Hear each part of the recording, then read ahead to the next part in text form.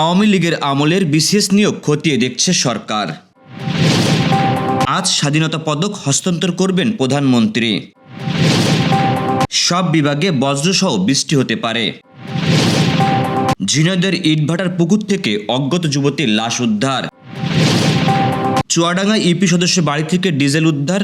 শুনছিলেন প্রধান শিরোনাম। এছাড়া রয়েছে বিভিন্ন গুরুত্বপূর্ণ খবর। বিস্তারিত যাওয়ার আগে আপডেট খবর পেতে গ্রামের কাগজ ইউটিউব চ্যানেল সাবস্ক্রাইব এবং ফেসবুক পেজ ফলো করে রাখুন। বিগত আওয়ামী লীগ সরকারের সময় বিশেষ ক্যাডার নিয়োগে দুর্নীতি ও দলীয়করণের অভিযোগে ইতিমধ্যে তদন্ত শুরু হয়েছে বলে জানিয়েছে জনপ্রশাসন প্রতিমন্ত্রী আব্দুল বারী। তদন্ত শেষ হলে আইন অনুযায়ী কঠোর ব্যবস্থা নেওয়া হবে বলে তিনি জানিয়েছেন।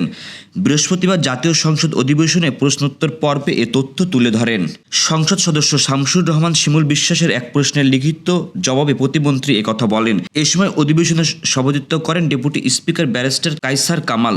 প্রতিমন্ত্রী জানান, গত 16 বছরে বিশেষ প্রশাসন ক্যাডারের 12 জন কর্মকর্তাকে বাধ্যতামূলক অবসরে দেওয়া হয়েছে, 9 জনকে চাকরি থেকে বরখাস্ত করা হয়েছে এবং 564 কর্মকর্তাকে ওএসডি করা হয়েছে। তিনি আরও বলেন, বিশেষ নিয়োগে দুর্নীতি ও দলীয়করণের অভিযোগ গুরুত্ব সহকারে তদন্ত করছে দুদক। তদন্ত প্রতিবেদন ও সুপারিশ পাওয়ার পর আইন অনুযায়ী ব্যবস্থা গ্রহণ করা হবে। জাতীয় পর্যায়ে গৌরব উজ্জ্বল ও কৃতিত্বপূর্ণ অবদানের স্বীকৃতি হিসেবে প্রয়াত প্রধানমন্ত্রী খালেদা জিয়া সহ 15 জন বিশিষ্ট ব্যক্তি ও 5 প্রতিষ্ঠানকে আজ স্বাধীনতা পুরস্কার 2026 পদক তুলে দেবেন প্রধানমন্ত্রী তারেক রহমান। বৃহস্পতিবার বিকাল 4টায় উসমানী স্মৃতি মিলনায়তনে জাতীয় পর্যায়ে গৌরব উজ্জ্বল ও কৃতিত্বপূর্ণ অবদানের স্বীকৃতি হিসেবে পদক তুলে দেবেন প্রধানমন্ত্রী। এই বছর স্বাধীনতা, গণতন্ত্র ও নারী শিক্ষা সহ দেশ গঠনের সার্বিক অবদানের জন্য খালেদা জিয়া এই পুরস্কারের জন্য মনোনীত করা হয়েছে।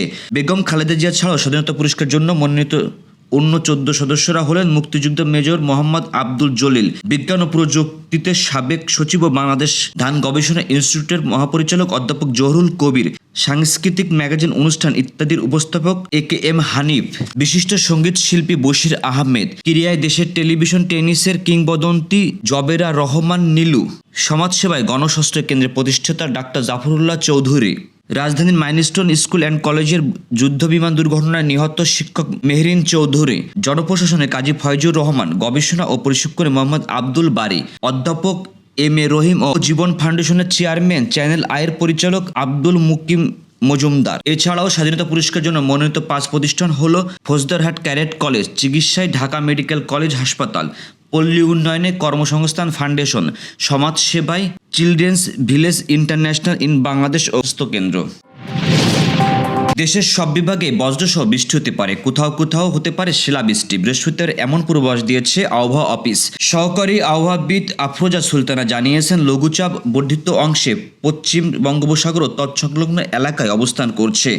মৌসুমী স্বাভাবিক লঘুচাপ দক্ষিণ বঙ্গোপসাগরে অবস্থান করছে। শুক্রবার সকাল থেকে দেওয়া পূর্বাভাসে বলা হয়েছে, ময়মনসিংহ, ঢাকা, খুলনা ও সিলেট বিভাগে কিছু কিছু জায়গায় এবং রংপুর, রাজশাহী, বরিশাল ও চট্টগ্রাম বিভাগের 2-1 জায়গায় অস্থায়ী বিদ্যুৎ চমকানো সহ বৃষ্টি ও বজ্রবৃষ্টি হতে পারে। সেই সাথে কোথাও কোথাও বিক্ষিপ্তভাবে শিলাবৃষ্টি হতে পারে। সারা দেশের তাপমাত্রা 1 থেকে 2 ডিগ্রি সেলসিয়াস কমতে পারে এবং রাতের তাপমাত্রা সামান্য কমতে পারে। শুক্রবার সকাল থেকে পরবর্তী 24 ঘন্টার পূর্বাভাসে বলা হয়েছে, রংপুর, রাজশাহী, ঢাকা, ময়মনসিংহ, খুলনা, বরিশাল, চট্টগ্রাম ও সিলেট বিভাগে 2-1 জায়গায় অস্থায়ীভাবে দমকা হাওয়া সহ বৃষ্টি ও বজ্রবৃষ্টি হতে পারে। সেই সাথে কোথাও কোথাও বিক্ষিপ্তভাবে শিলাবৃষ্টি হতে পারে। সারা দেশে দিন ও রাতের তাপমাত্রা সামান্য বাড়তে পারে। ঝিনাইদহের কোটচাঁদপুরে একটি ইটভাটার পুকুর থেকে অজ্ঞাত নামে এক যুবতীর লাশ উদ্ধার করেছে পুলিশ। বৃহস্পতিবার সকাল 10টার দিকে উপজেলা পৌর কলেজ এলাকার ইকোব্রিক্সের পুকুর থেকে লাশটি উদ্ধার করা হয়। কোটচাঁদপুর থানার ভারপ্রাপ্ত কর্মকর্তা ওসি আসাদুজ্জামান জানান, কোটচাঁদপুর কালীগঞ্জ সড়কের পাশে অবস্থিত পৌর ইকোব্রিক্সের পুকুর থেকে লাশটি ভাসতে দেখেন স্থানীয়রা। পুলিশ ঘটনাস্থলে পৌঁছে লাশটি উদ্ধার করে ময়নাতদন্তের জন্য ঝিনাইদহ সদর হাসপাতাল মর্গে পাঠায়। পুলিশ জানায়, নিহত যুবতীর বয়স আনুমানিক 25 বছর। তার পরনে বোরকা ছিল। তাৎক্ষণিকভাবে তার পরিচয় শনাক্ত সম্ভব হয়নি। লাশের পরিচয় নিশ্চিতকরণ এবং মৃত্যুর প্রকৃত কারণ জানতে তদন্ত করছে পুলিশ। চুয়াডাঙ্গা সদর উপজেলার মোমিনপুর ইউনিয়নের আমিরপুর গ্রামে একজন ইউপি সদস্যের বাড়িতে অভিযান চালিয়ে অবৈধভাবে মজুদ রাখা 5 ব্যারেল ডিজেল উদ্ধার করেছে উপজেলা প্রশাসন। বুধবার সন্ধ্যায় সদর উপজেলা সহকারী কমিশনার ভূমি আমিনুল ইসলামের নেতৃত্বে এই অভিযান পরিচালনা করা হয়। অভিযানকালে মোমিনপুর ইউনিয়ন পরিষদের মেম্বার শাহিনুর রহমানকে আটক করা হয়। পরে ভ্রাম্যমাণ আদালতের মাধ্যমে তাকে 15 দিনের বিনাশ্রম কারাদণ্ড এবং 20,000 টাকা জরিমানা করা হয়। সাজাপ্রাপ্ত শাহিনুর রহমান একই এলাকার তফেল আলীর ছেলে। অভিযান সূত্রে জানা যায়, গোপন সংবাদের ভিত্তিতে ইউপি সদস্য শাহিনুর রহমানের বাড়িতে অবৈধভাবে বিপুল পরিমাণ ডিজেল মজুত তথ্য পাওয়া যায়। এর প্রেক্ষিতে অভিযান চালিয়ে তার বাড়ি থেকে 5 ব্যারেল ডিজেল উদ্ধার করা হয়। এই সময় তাকে আটক করে ভ্রাম্যমাণ আদালতে দণ্ড প্রদান করেন। চুয়াডাঙ্গা সদর উপজেলা সহকারী কমিশনার ভূমি আমিনুল ইসলাম বলেন, অবৈধভাবে জ্বালানি তেল মজুত ও বাজারে কৃত্রিম সংকট সৃষ্টির বিরুদ্ধে প্রশাসনের অভিযান অব্যাহত থাকবে।